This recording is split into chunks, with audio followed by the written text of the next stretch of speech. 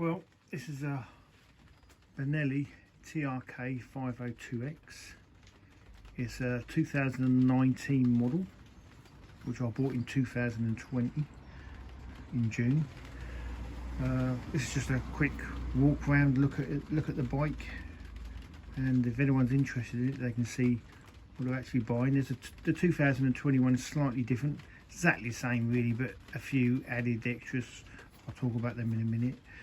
But this is the 2019 model. I've had it for just coming up for a year now.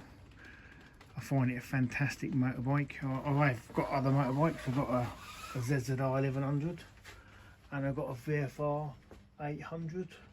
So, you know, 11. So I've had them for that one for about 15 years, that one for 5, and this one just for the year. But the TRK is an adventure bike. It's an upright bike. It's quite tall, very tall. I'm 5'7", and I can get my toes and my feet on the ground. So I'm fine with that. But the bike, so back to the bike, it's got a tall screen. I've added an extra little bit to it. This little bit here to just take a bit more of the wind up over the top of the rider. It's got LED headlamps. You see them? No, it's got non-LED. It's got LED lights underneath, running lights, but the headlamps aren't LED. But they're plenty enough, good enough. Twin 320mm floating discs, twin pots.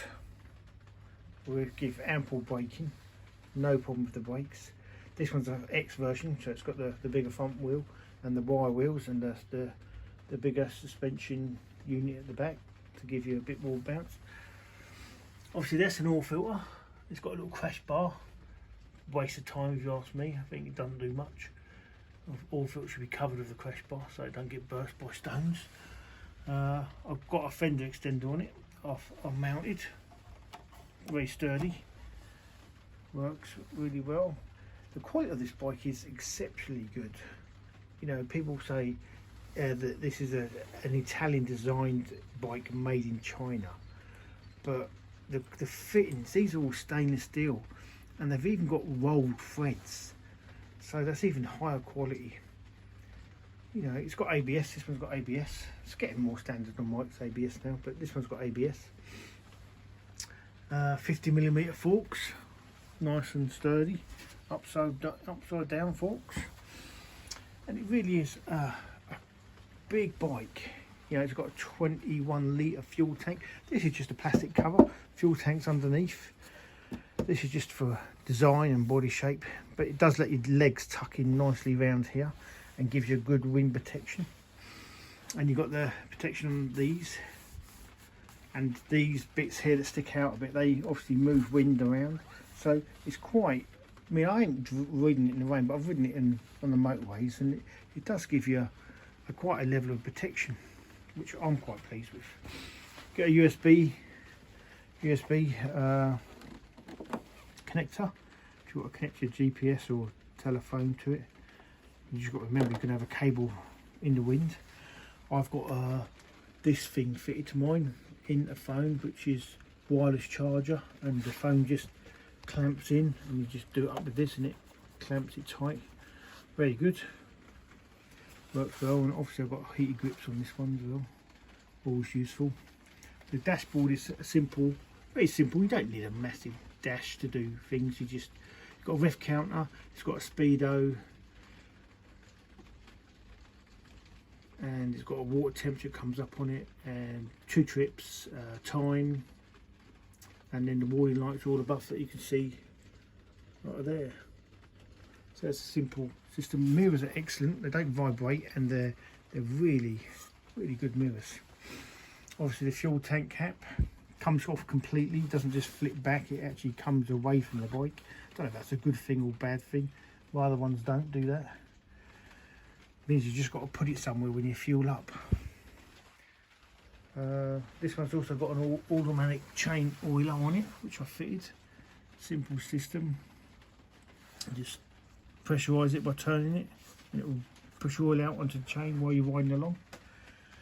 Good suspension unit in there. It's adjustable down there. Got a little rear hugger. The thing I like about this one, it's also got this rubber mat that no dirt can get through to the rear shock, which is literally just on the other side of that rubber. It stays really clean. I mean, I've had loads of little stones chucked up on here. Little bits of, you can see rubbish there now, but it's loads of little stones chucked up and you just brush them off. So the quality of this bike is quite good. You know, people say it's the Chinese quality is poor, but not from what I can see. Now I've had a few motorbikes. Plastics are all good, the paint's good, the fittings are all good. It all makes sense. I've put on this is the crash bar. Now the crash bar, these crash bars, when this bike falls over, these take, I'd say 80 to 90% of the fall are done by these. So, I mean, I'm in a tight garage. I've got a tight little bit of room to get in and out of. So I've actually put tape around there, where I've put a bit of leather around and then taped it around. So it does fall over, it's going to minimise the damage. And I have dropped this bike on the other side. Not that you'd know, because the damage was so minimal, because I already had this stuff on. You know, there's nothing there. Well, not you can see it because it's covered over, but there is no damage on this bike from falling over. And that was just a very low speed drop from standing. So that's your bike wasn't moving, which did help, because if it had been moving, it would have been a lot more damage done it, road rash. I've got a shad top box on, which obviously fits on top of the metal one. The later models are plastic at the back, I believe. This is a metal one. LED rear light and indicators. There's the box that goes on it, which can't complain, does the job. I fitted these little Wildman things, and I get the toolkit in there and a lock, disc lock, and I just keep a drink in the back of there when I'm out. I've got this thing on the back, call it what you want, mud deflector, mud flap, or whatever it is, but some people take them off. They're only bolted on by 3 things. Leaves a nasty little looking bracket there once you take them off, but I ain't got a problem with it. It's meant to stop the rain kicking up from here. It hits there instead of going up all over your back or over the back of the bike. I've got a centre stand. The 502X has a centre stand, the 502 doesn't. The 502 exhaust comes out there, the 502X's comes out here. Lovely big stainless steel exhaust with a lovely burble on down one. And here's the exhaust pipe at the back end. This is plastic.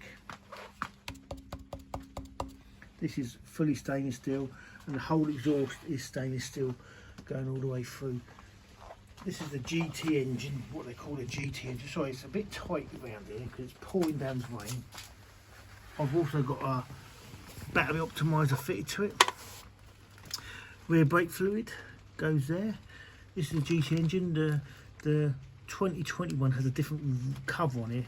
It just says GT engine on it as well, but it's a black cover. I quite like the aluminium bit on it. There's your exhaust. 2 Higo sensors, 1 in each exhaust. The engine's nicely painted. It's presented nicely. It's a parallel twin. Lots of low end grunt. This bike you can run in 6 gear, 30 miles an hour, and still have pulling power. It really is a tremendous engine on this. If you ever had a CB500, it's a bit like that, but with a bit more torque. So I really do enjoy riding this bike. You know, it's a very great town bike, great touring bike. You know, I've had 2 up on this, me and my wife, and I'm not exactly light. I'm 14 stone. My wife's on it, and luggage on it, the back box on it. She won't come on without the back box. The back box on it weighs quite a bit. This is 235 kilos. I don't know if that's fully loaded with fuel in it or not, but it's still a heavy bike, and it's top end weight. It's not all down there. It's a lot of it weight is top end, so you've got to be careful pushing this around. That's a heavy bike. but that's a light bike. The VFR is quite light, but this is a heavy bike. So bear that in mind if you're going to buy one or you want one. It's a top end heavy bike and it's a tall bike. This one has also got the lowered seat fitted to it, so it drops it down by, I think it's 15 mil, but you can drop the suspension down as well by 50 mil, I think. I've never done it. I ain't got the need to do it, but I did go for the dealership I bought it from, offered me the seat, so I said yeah, I'll take it. And I've still got the original seat as well. What else can I say about this bike? The engine's the best thing on it, I think. It's very, as I said before, it's very well made. You know, I will have no problems about buying the latest Chinese bikes coming out. I don't have a problem like buying the latest Japanese either, but the latest Chinese bikes coming out are right getting up there with the big Japanese 4. And so there's no problem with build quality. This one's a year old. I've had it serviced once. First service, I mean, but not a proper service, just a oil change really. But it does go well. You know, they do go well. Right, if that is any good to anyone out there to have a look at one of these bikes, it's a bit further back. I'm running out of room because I've only got a little garage. There's a Benelli 502X. Right. Goodbye.